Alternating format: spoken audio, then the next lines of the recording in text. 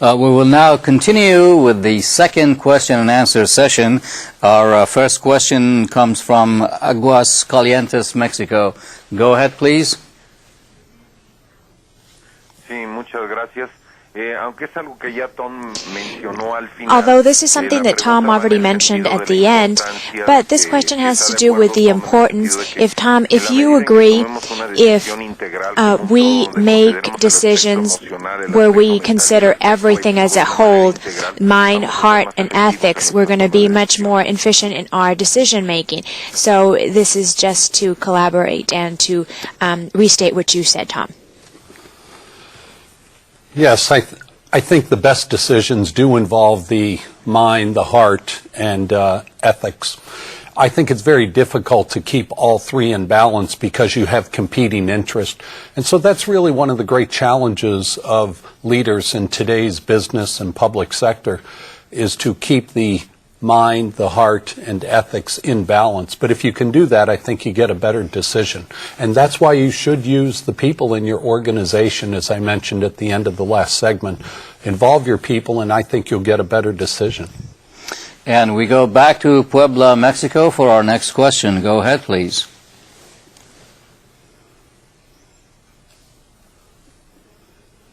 Buenos días. Buenos días. Oh, actually. Buenos días. Sí. Hablo de la Escuela Normal de Zacatlán. I'm calling for the School of Zacatlán, and this is a school that trains teachers.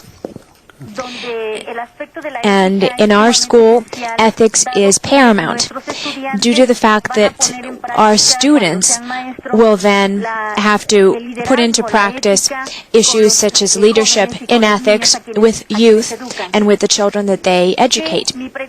So my question is the following. What elements should we highlight then as an educational organization if our institutional ethics, to see if this ethics is in line then with our job? What can we do? Well, a great question. First of all, I commend you because one of the most sacred vocations, I think, in today's society is that of a teacher. And the very high responsibility that a teacher has is to teach students the difference between right and wrong. Unfortunately, in today's society, especially in the United States, sometimes that the teaching of values doesn't get taught in the home. It's almost left to the school teacher to teach the values. And so I think you have a very important responsibility. In terms of the elements that you want to highlight, I think if you emphasize to students how to distinguish between right and wrong, and equally important, what are the consequences that they would suffer as a result of making a right decision or a wrong decision. I think that's very important, and that's what I would highlight, because depending on the grade level, obviously as students get older into high school, you can become more sophisticated in debating ethical positions, but I think at the elementary school it's probably best to keep it at a very basic level. Okay, thank you very much. Our next question from Sinaloa, Mexico. Go ahead, please.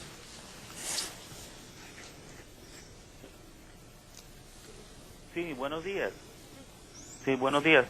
Habla el maestro Miguel Islas de la This Universidad is Autónoma de Sinaloa. Miguel Islas from the University of Sinaloa. Nuestra pregunta es la And siguiente. our question is the following. ¿Qué relación existe What entre competencia is the relation between cliente a competency, clients, and change in decision making in this del new mercado global? world market?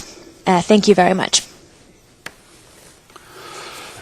Well, I think the relationship in terms of competencies and clients in a new world market is simply this, that you have to be true to your vision and organizational values as a leader. And in the sense of making sure that organizations follow what's true to their heart, I think customers will respect you for that in the marketplace.